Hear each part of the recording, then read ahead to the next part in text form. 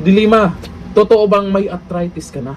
At ikaw daw ang totoong desperada at bastos pa, hindi si BP Sara. Matapos po na itong nakaraan kung anong pinagyayaw-yaw na naman ni Dilima dyan, na may mga nasabing desperada at kung ano-ano pa. Kung ano-ano lang yung mga sinasabi nila tungkol kay BP Sara. Pero baka nakakalimutan nila, maraming tagapagtanggol si BP Sara.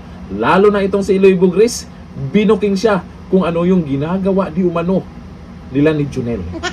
O ito, panoorin natin ang video.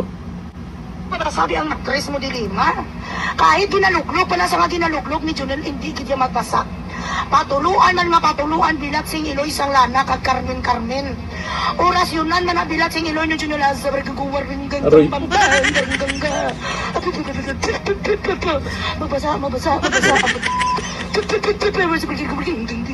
Hindi talaga magbasa na kahit mag-orasyon pa sa Latin, Dilima. So dahil ikaw ay isang frustrated na unano, na ang height mo rin ang bilat ng Eloy ka 3.72 cm. Kahit ano pa nga, Junel,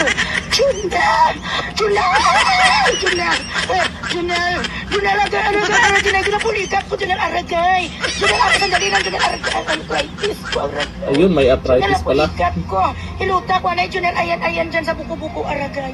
Hindi na, ano naman kasi, Junel. Hindi naman kasi ako talaga gid maka-channel. Aragay, Junel.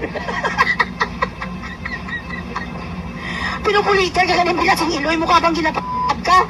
Ambisyosa ka na magsabi ka kay Vice President na desperate move, ikaw ang desperada. Correct. If there is one person in this world that could be called and the epitome of desperada, ikaw yan! Ang yun Junel, aragay, aragay, sorry. Junel, aragay, balikawan ko. Aray, pinubulikat ako. Junel, sandali, time first, Junel, aragay. Kunin mo muna ang aking salonpas.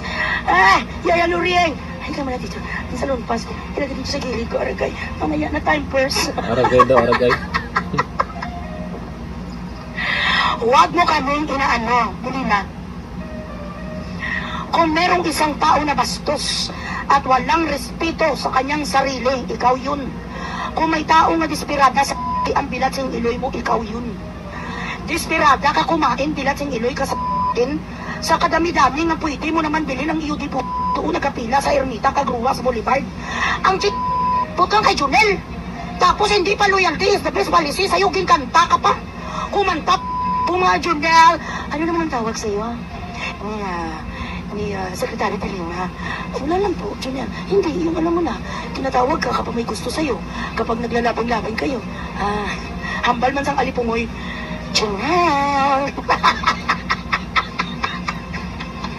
Mama, ang sa mundo, Dilima. Hindi makakalimutan ng sambayanang Pilipino na ikaw ay isang burik.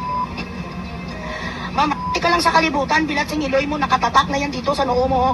Ako ay isang alpotology. Ako ay isang bilat sing Eloy. Ganun ka. So do not even try to lecture us about criminal offenses. Do not try to lecture us about morality. Do not try to lecture us about respecting the law. Especially, do not use big words you don't understand, such as desperation. Dahil ang desperada bilat sing Eloy na description, ikaw. Ang mga babae nga katulad mo bilat sing Eloy nga maya-maya 70 years old ka na, ang dapat na ginagawa mo, itlog nagkapanahi ka na lang sa punda. Hala. Punda kag mantil sa lamisa mo. Wala ka pagtaang ka sa pagkababae mong bastos ng uhaw ka sa Tapos ito ang kanyang salita sa bilat sing Eloy nga arthritison ka, huy ka.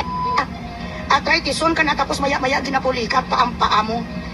Paano hindi pulikatin pa? Ang paangas sa isang bilat sing Eloy, diba cold water nga 500 ml. Tapos ang katawan sa protya dilitapes. Hindi ko yung pag-istoryahe, baladay. Bilat sing Eloy, alipungoy. Itong sabi niya, ako ngayon, kayo ni Ontiveros, ang mga numero 1 ka mga plastic. Si Ontiveros, uy, kunin mo yun sa pag-isip mo. Hindi ka mananalo, baba. Baka wala ka ganito, pinakasang gawin mo nga partner nga si Llamas nga sobra pa sa conjuring bilat sing Ludol the Living Dead. Daw si Linda Blair ang itsura sang sapat na si Llamas nga grabe cute si Llamas. Daw kinlukot sa balang akuan, daw kinlukot na pulo. Wala ka ganito, ka kung sino piliun mo kalipstolip sa untivirus. Maniwala kami sa'yo nga kaya mong mahalin ang mga Pilipino. Pa, butikon pa. I had the opportunity today to have a conversation, a little bit of conversation. Hello, masaya ako kasi nag-meet na kami online ni Attorney Guanzon. Romana Guanzon, she is in Dubai, in Davao, para sa birthday ni Tatay Digong. So she's running for senator, and guys, mga anak ko, solid kita ha. Kinanlan, si VP Sara, maging presidente. Ang vice president niya ay si Marcolita o kung isa sa kanyang mga kapatid. Ang masinong president dapat si Atty. Guanzon para may mabangbang kay Pinky. O ayan, Dilima, nabugrisan ka na naman ni Iloy Bugris. Kung ano-ano kasi yung pinagyayaw-yaw nyo dyan tungkol kay VP Sara. Dito pa lang sa mga tagapagtanggol ng ating Vice President Sara Duterte, hindi na nila kaya, maaasar lang sila. Ayan, dito na lang, thank you. Bye-bye.